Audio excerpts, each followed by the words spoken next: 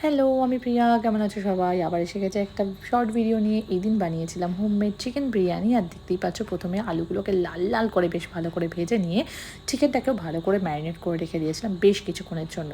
বিরিয়ানি বানানোর জন্য যেটা সবথেকে বেশি ইম্পর্টেন্ট সেটা হচ্ছে প্রিপারেশন। সমস্ত কিছু প্রিপেয়ার করে তারপর কিন্তু বসাতে হয় বিরিয়ানিটা। সো আমিও সেইভাবেই করেছিলাম।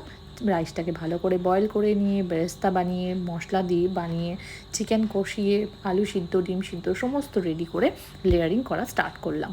লেয়ার করার পর তারপরে দিলাম কিন্তু বেশ খানিকটা ঘি, তার সাথে বাড়িতে বানানো বিরিয়ানি মশলা। আর তারপরে পোর করলাম কিন্তু দুধ।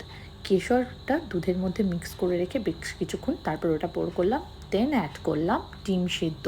তারপরে আবার সেকেন্ড লেয়ার রাইসের অ্যাড করলাম উইথ সাম গ্রেভি। তারপরে আবার কিন্তু সমস্তটা রিপিট করলাম। মিঠা আতর, কেওড়া জল, গোলাপ জল, দুধে মেশানো কেশর, দুধটা সমস্ত কিছু, আর বেশ খানিকটা ঘি। বিরিয়ানি বানানোর জন্য যেটা সবথেকে বেশি ইম্পর্টেন্ট সেটা হচ্ছে খুব বেশি করে কিন্তু ঘি লাগে, তাহলে টেস্টটা আরও ভালো হয়।